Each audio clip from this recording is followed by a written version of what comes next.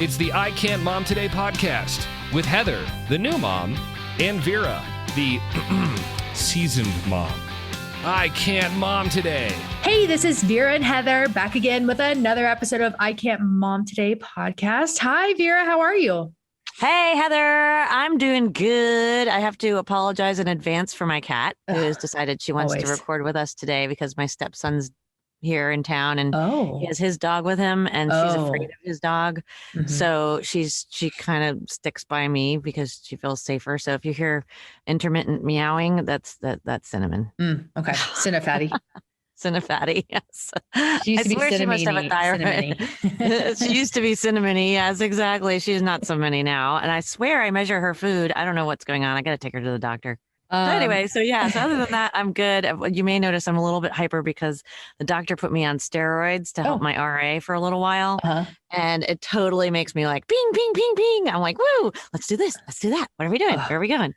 So yeah. If you've ever been on steroids, I get a lot done when I'm on steroids. No, but I feel like I am on steroids all the time because I'm like, blah, blah, blah, blah, blah, blah, blah. But I need something to like reel it in. Focus. Yes. Focus. Yes. So how are you holding up? I'm okay. Setting up for today because I felt like Goofy, you know, he's like, like I was like, how do I plug this in? What do I do? It's been a while. So yeah, it's been a while.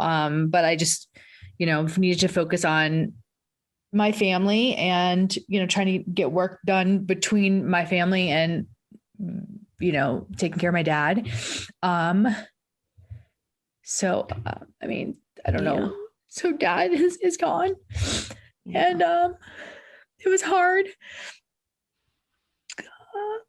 It was just, I don't know. I'm glad I was there, but like some people are like, people go through different, I think, emotions and experiences.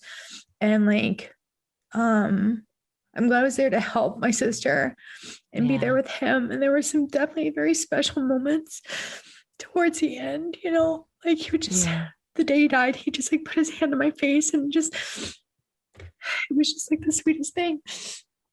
And he did that to my sister as well, but, it was just nice to be with him, but, not the, peaceful passing that everybody, like people say, oh, they passed peacefully at home. That was not the case in my dad's, situation, which, my sister thinks it's just because he wasn't ready to go, Yeah. He had a little life to live. Yeah. But, so we, spent some time, we got to spend some time with my sister afterwards and, Baker and Brad went to Florida and, they were planning on coming that week anyway, because we knew he had like 1 to 2 weeks left. And, but they didn't make it in time because he just went so fast. Yeah. They were like, oh no, he's not going to go today, it'll be over the next couple of days. And it was that day.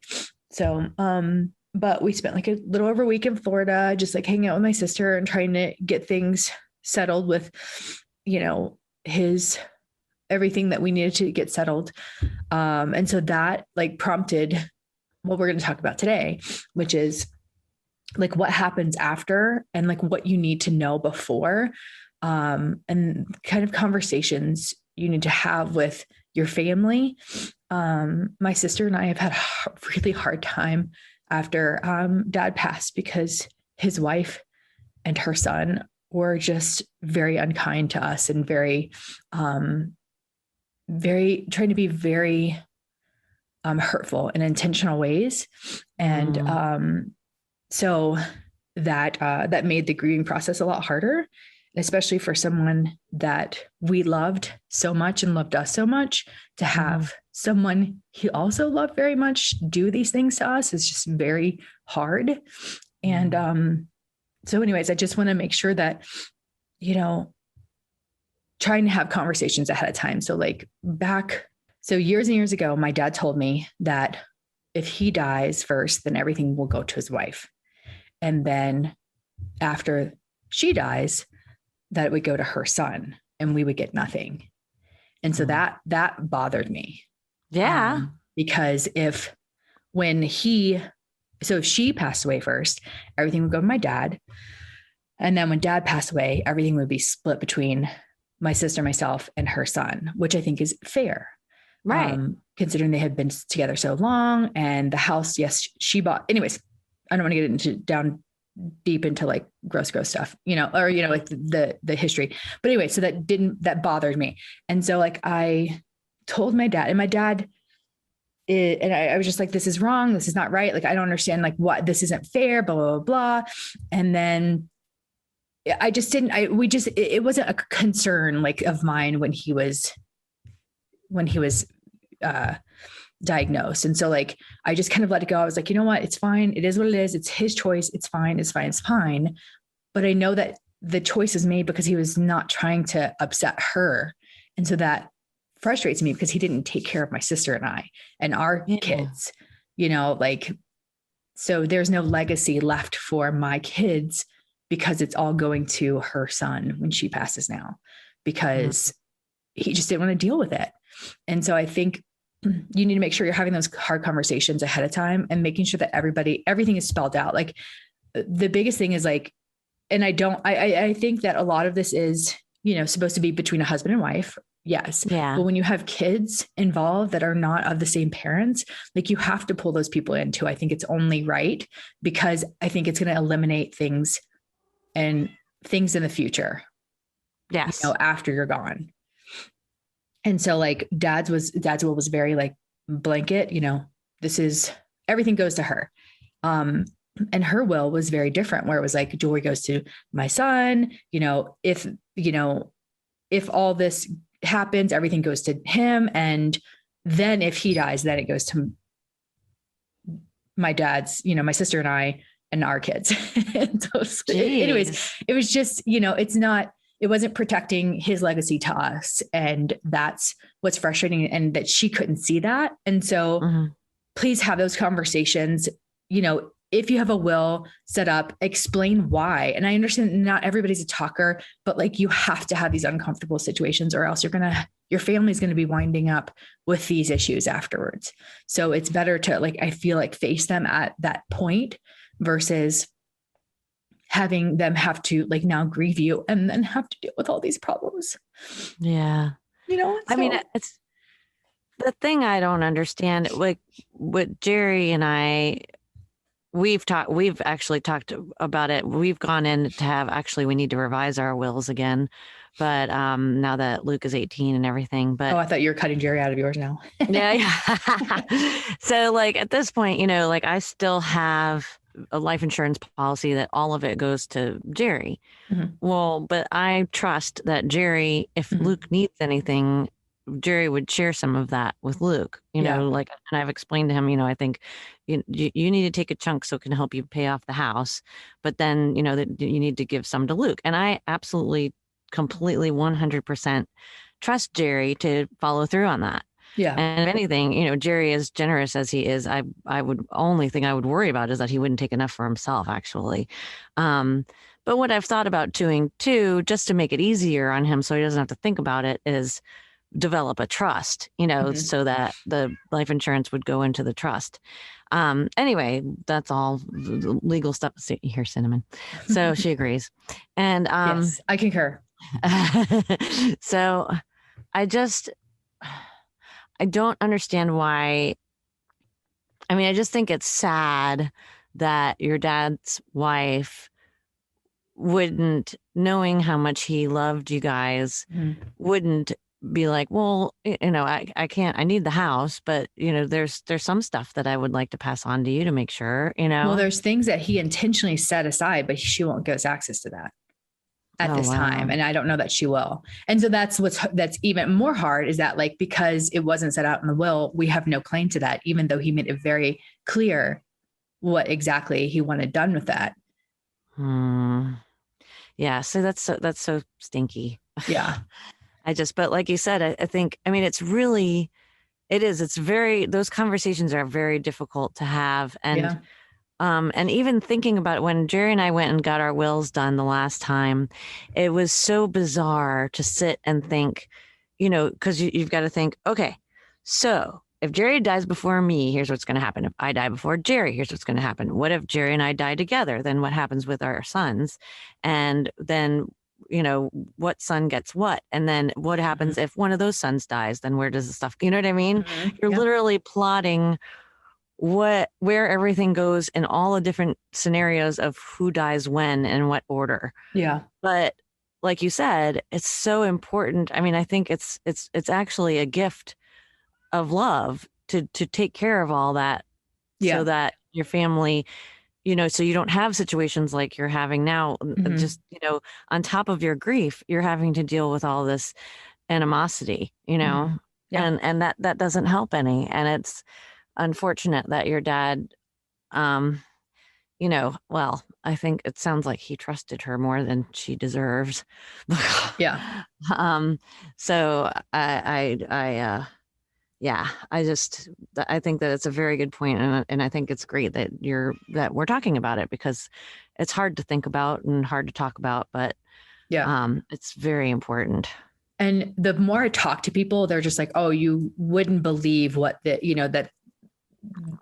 what grief does to people, and like how often this happens. And I'm like, really? I'm like, this just feels so gross. Like, I just don't understand why people are like this. Like, and certainly, I told dad, he's like, my dad had very honest conversations with me, and very, transparent conversations with me, more so than I think that his wife would have ever chosen, but we were always super close. And,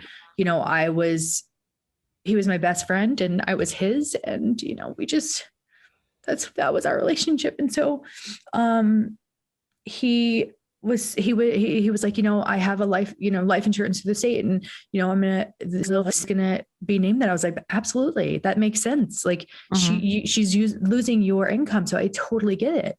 Like that. Yes, absolutely. Like, I do not have an issue with that. Like, I support that 100%. And my sister and I have never wanted to leave her with nothing, or, take away anything that she has. And we were honestly wanting to like keep her in our lives afterwards, but just the way she behaved the whole entire illness was just disgusting. And it was very selfish and self-serving. And, so the way it felt, there were times where my dad would ask where his wife was. I'm like, why isn't she here? And like, she was supposed to be here more often. I thought she was coming all the time. Like, and she wasn't. She was, anyways. It was, and that may be how people deal with it. But I encouraged her all the time to get mental health support, because counseling. It is such a big thing to go through. And she never, to my knowledge, she never sought help. Or sought it, but then like gave up after like 1 or 2 visits. Yeah. And so that's really hard to see, that you're acting this way and you're behaving this way, and we're trying to support you, and you're not doing anything. And so now it's affecting us negatively. And so like, I can't. And so we've cut ties. And so, yeah. Yeah. I mean, and it's just so crazy to think that, how long were they together? They were together a long time. They were together over 20 years. They were married for 3. Wow. And the reason why they got married was so that she would get the money from his retirement or something when he died. Or his Social Security, probably. I can't remember, but it was for money. It wasn't because of the marriage. Yeah. So. I mean, it's just sad to think that here's someone who's a part of your family for all that time, and then to just be like, that's it, is sad. And like I said, sad that it sounds like your dad trusted her more than she maybe was worthy of, unfortunately. Yeah. Well, I actually, it's funny because I was talking to my mom about this whole situation, and plus a girlfriend of mine who's handling her aunt's estate. And my mom's like, oh yeah, you're our executor. I was like, oh, thanks for letting me know. Exactly. That's good to know, I guess. And then a part of me is like, well, I hope that that my sister's not mad that because my sister's older than I am, that she wasn't made to be the executor. But I mean, I think it's logical because my mother lives like 45 minutes away from me and my sister lives all the way up in New Jersey. So I would imagine, and actually, now that we're talking about this, I should probably ask my dad, like, who do you have as executor? And is it Claire or is it, I would imagine it would be her because again, he lives about 45 minutes away from her, so logistically it's easiest, whatever kid is nearest can handle it. So, but yeah, it would have been nice, if my mother just let me know that though. So I wasn't blindsided. I had to ask her. But also spelling out things like, or even saying like, even specifying in the will, like, unless somebody's made something known, like, I want this bracelet or I want this set of, this purse or whatever, instead of, if somebody hasn't been made that themselves aware, then even stipulating in the will is you will each take turns picking stuff. Yeah. Picking stuff just so that, it's even. And, I was talking to my boss and her husband's mom when she passed away, like one sibling, and there was like 60 kids. I mean, not that many, but like there's a lot of kids. There were a lot. There was one that was like, that lived really far away and was like, I want to know, like, I want documentation of every single paper clip that mom owned, and like all this stuff. And like, after everybody had gone through, he's like, I want it all shipped to me, everything else, that's left over. And it's like, I think it's bananas, Yeah. And then her sister or her mom, she has two sisters. One's a stepsister, or maybe two. One's a stepsister and two are biological, or one's step and one's biological. I can't remember. She, like, my boss is like, I don't want anything. Like, I don't want anything, but you need to spell out what you're giving to the sisters, because there's going to be some fighting if you don't. Mm-hmm. Yeah. So you need to spell everything out bit by bit. Yeah. And so I was like, it's smart. Like, get the uncomfortable conversations done now so that hopefully you can preserve some relationships in the future. Exactly. Oh yeah. Well, I mean, I remember my grandmother, and we always used to say, Graham, stop. We'd be sitting at dinner and she'd say, well, this china is going to have your name on it, Vera, when I die. And it's like, did you get it?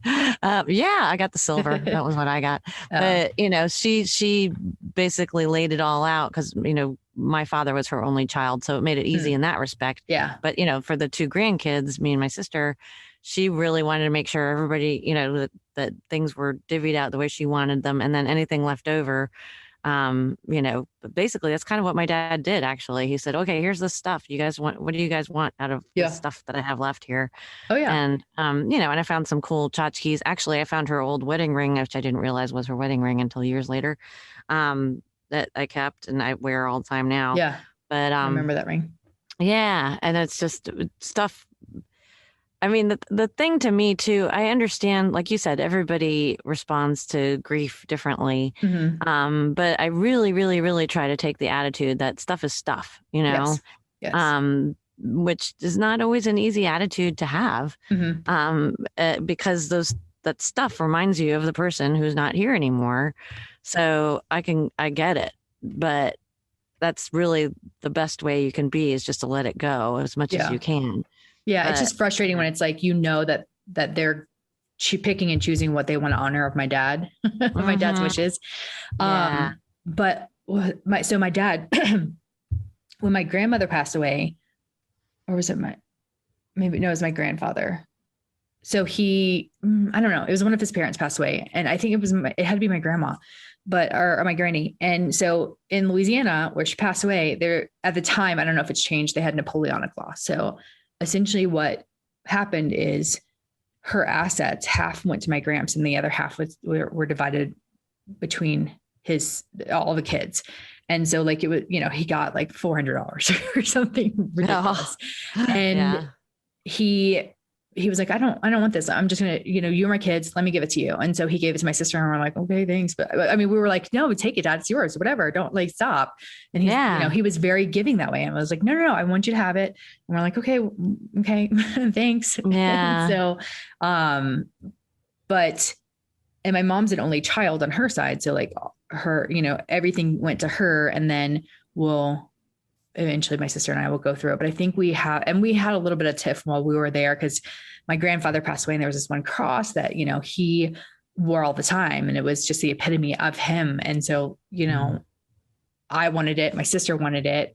And so, my mom has it, so neither one of us can get it anyway, but she was like, I want it. And these are the reasons. And like, it wasn't a conversation. So like that upset me, because it's like, she's claiming it and that's it.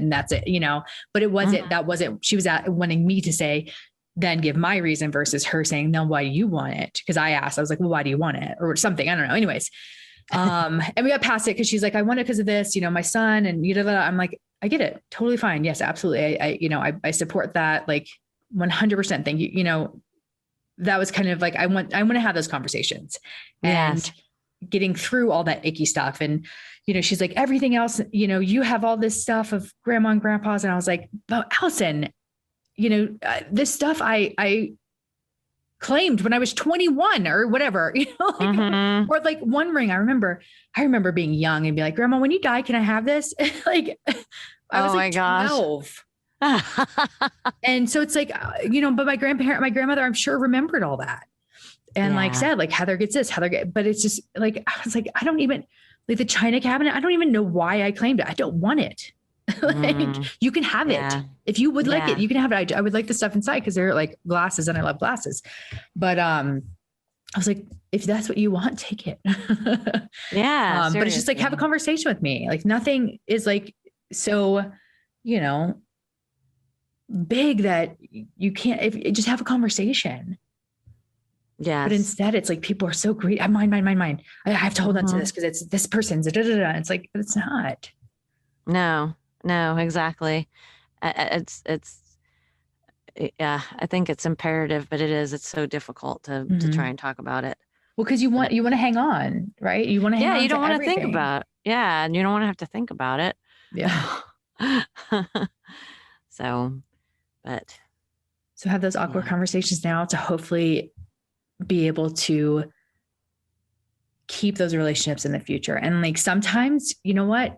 There are going to be big personalities and big feelings, and maybe getting someone else involved, like a mediator or a counselor or something, to kind of get down to the root of like, why do you want these things? And like, what is so important? And why, I think it could be a very intelligent decision. I don't know. I don't have the answers, because this is my first experience really with it. And I'm just navigating the gross side. And some people are like, oh, that we had the best time going through grandma stuff and great. I love that. And I hope that is more the case than what I'm going through. But yeah, it is. It's difficult.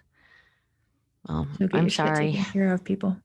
But maybe we can, by talking about it, we can save some people some heartache. Yeah. Yeah. Cause I would have never, like, honestly, never imagined this is how it would have gone. Never in a million years. Yeah. What I've said, this is how it's going to happen. I'm sure that your dad, felt the same way. Yeah, definitely. So yeah. So have those conversations now, guys, ladies.